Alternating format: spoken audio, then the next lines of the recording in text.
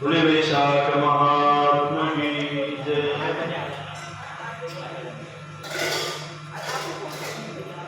अभी तक हम सभी लोगों ने वैशाख महात्मा के अंतर्गत 24 अध्याय श्रवण किए और आज 25वां अध्याय।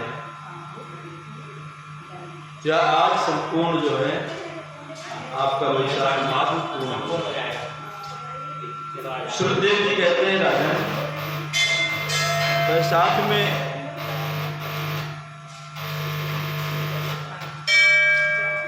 शुक्ल पक्ष जो अंतिम 3 तिथियां हैं, त्रयोदशी, चतुर्दशी और पूर्णमासी, ये बड़ी ही शुभ फल लेने वाली हैं।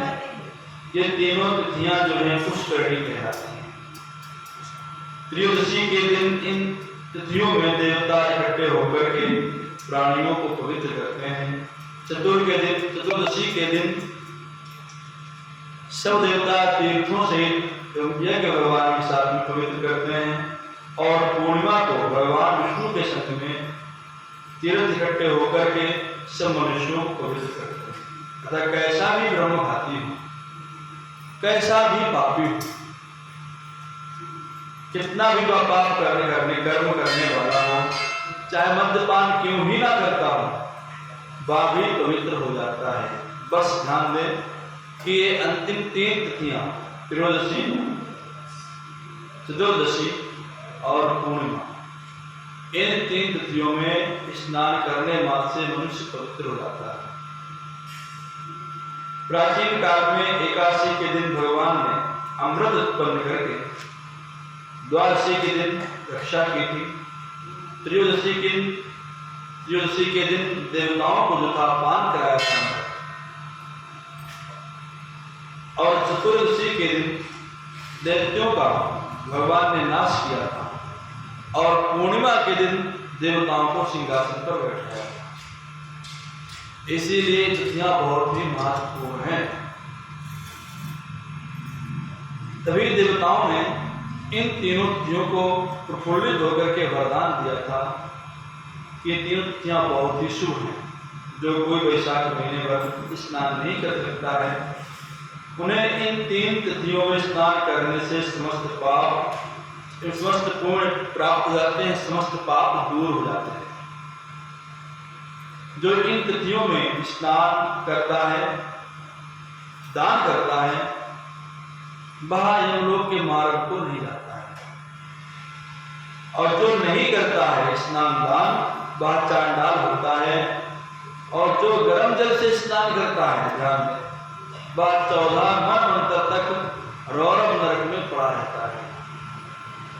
और जो पितरोत्सवों के निमित्त देवताओं के लिए दही अन्न का दान नहीं करते, वे पिशाच योनि को प्राप्त होते हैं। और जो नियम पूर्वक शास्त्र विहित कर्म करता है, वह विष्णु लोक को जाता है।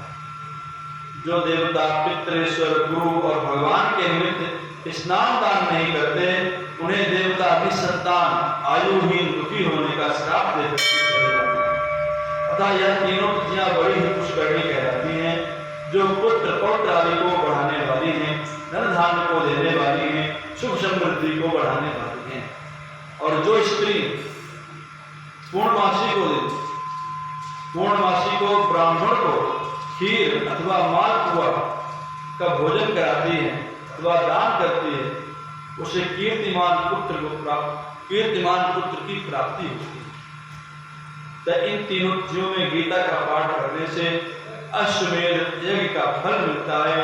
और जो कोई विष्णु सहस्रनाम का पाठ करता है, उसके पाठ का कहना ही क्या, उसका वर्णन नहीं किया जा सकता है। जो पूर्णमासी को पाठ करके एक एक नाम पर मधुसूदन भगवान को सहस्र नाम के एक एक नाम जपते हुए दूध से स्नान कराते हैं, वे भगवान का पूजन करते हैं, वे पूर्ण प्राप्त करके विष्णु लोक को भी जाते हैं। जो उत्तम पदार्थों द्वारा भगवान का पूजन करते हैं, उनके कल्पांत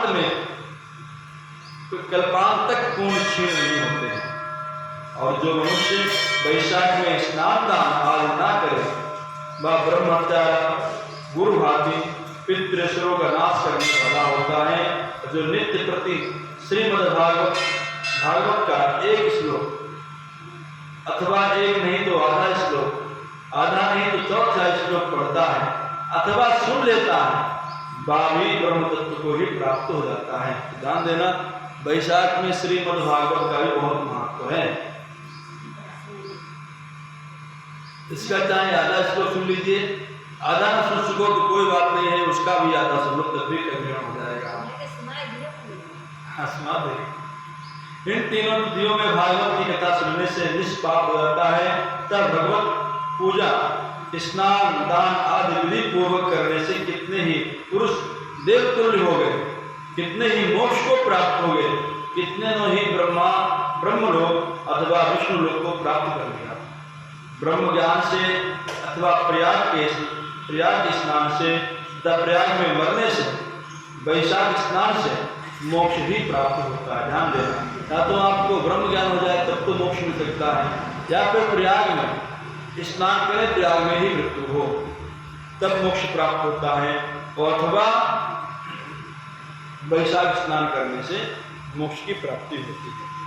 वैशाख की पूर्णिमासी के दिन स्नान करके नीले रंग का सांस होने से समस्त बंधन से छूट करके धर्म, अर्थ, काम, मोक्ष चारों पुरुषार्थों की प्राप्ति कर लेता है और अंत में मोक्ष को प्राप्त होता है। गरीब कुटुंबी अर्थात गरीब ब्राह्मण को गौदान करने से अकाल मृत्यु नहीं होती है, तो छुटकारा पा जाता है। और जो वैशाख की पूर्णिमा को स्नान नहीं करता, सबसे बड़ी बात, जो वैशाख की पूर्णिमा को स्नान नहीं करता है वह 100 जन्मों तक कुत्ता बनता है और उसके बाद वह विष्टा का कीड़ा बनता है। 100 जन्मों के बाद भी उसकी योनि बाकी है, वह विष्टा का कीड़ा बनता है। तीनों भुवनों में 3.5 करोड़ तीर्थ हैं, अर्थात तीनों लोकों में, जो ऊपर के लोक, नीचे के लोक, पृथ्वी लोक, इन तीनों लोकों में 3.5 करोड़ तीर्थ हैं। विश्व इकट्ठे होकर के चिंतित हो पापों के डर से आपस में कलह करने लगे कि पापी लोग अपने किए हुए पापों के हमारे बीच में त्याग देते हैं आकर के, तो हमारे पाप कैसे दूर हो? हर व्यक्ति पाप करके जाता है पाप धोने के, तीर्थ सोचते हैं मन के अंदर कैसे पाप दूर होंगे। सब बात तीर्थ पाप सब भगवान के चरण में गए और भगवान से स्तुति करने लगे, हे प्रभु, हे जगन्नाथ, हे पाप नाशक, हम यह जानना चाहते हैं कि पापी मनुष्य हम में स्नान करके अपने पापों को हमारे बीच छोड़ करके आपके धाम को चले जाते हैं। सो हे प्रभु, ये आप बताएं कि हमारे पाप कैसे दूर होंगे। भगवान जनार्दन ने कहा कि आपकी शरण, हम आपको उपाय बताते हैं, सुधान से सुनो।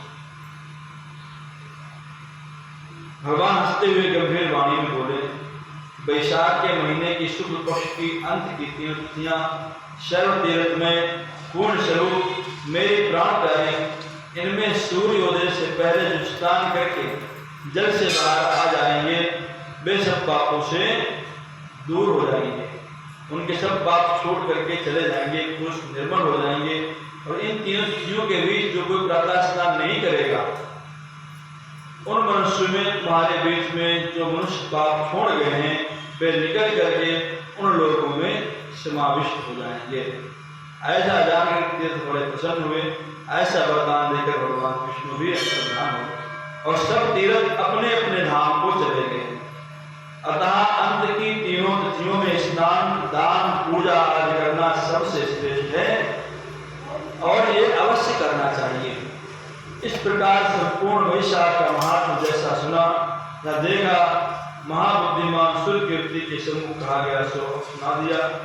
इस महात्म को पूरी रीति से वर्णन करने की सामर्थ्य ब्रह्मा में भी नहीं है। पहले कैलाश के शिखर पर बैठे हुए पार्वती जी के पूछने पर महादेव जी के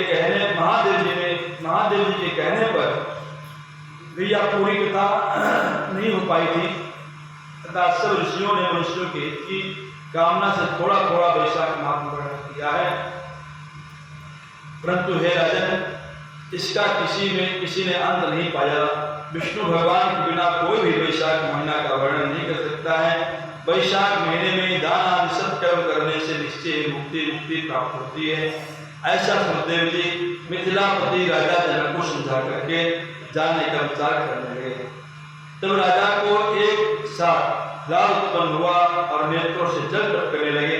राजा ने अपनी बुद्धि से सुखदेव जी का अवसर किया और उन्हें पालकी में बैठा करके ग्राम की प्रदक्षिणा के लिए चित्रंगिनी सेना के साथ संग भेजा। पीछे पीछे आप स्वयं भी चला। फिर राजा सुखदेव जी को अंतःपुर में ले जाकर के वस्त्र आभूषण गौ पृथ्वी तिल स्वर्ण आदि सब प्रकार के वैभव आगे रख कर के हाथ जोड़कर नमस्कार करके सम्मुख खड़ा हो गया। तब महर्षि सुखदेव जी अत्यंत संतुष्ट और प्रसन्नता पूर्वक राजा को लौटा करके अपने धाम को चले गए। राजा नारद जी कहते हैं कि हे राजा अम्बरीश, यह परम अद्भुत आख्यान जिसके सुनने से संपूर्ण पाप नष्ट हो जाते हैं और सब प्रकार की संपत्ति प्राप्त होती है, सो मैंने तुम्हारे सम्मुख कह दिया। इससे भुक्ति मुक्ति ज्ञान मोक्ष सब प्राप्त होता है। नारद जी के ऐसे सुनकर महर्षि राजा अम्बरीश मन ही मन ऐसा प्रसन्न हुए कि बाहर के सब व्यवहार छोड़ दिए और डंडे की तरह पृथ्वी पर गिर करके सिर से प्रणाम करने लगे। सब प्रकार के ऐश्वर्यवान पदार्थों से नारद जी का पूजा की। फिर भगवान नारद मुनि राजा से पूछकर अन्य लोग को चले गए, क्योंकि साप के कारण वे एक देर तक ठहर नहीं सकते। राजा अम्बरीश वे नारद जी के कथनानुसार शुभ धर्मों का आचरण करते हुए निर्गुण परम ब्रह्म में लीन हो गए। सूत जी कहते हैं, जो कोई इस पाप नाशक पुण्य को बढ़ाने वाले परम अद्भुत आख्यान को सुनता है अथवा पढ़ता है, वह परम गति को प्राप्त होता है। गुरु श्री कृष्णचंद्र भगवान की, राधा कृष्ण भगवान की, गोविंद भगवान की, लक्ष्मी नारायण भगवान की, सीतारामचंद्र भगवान की।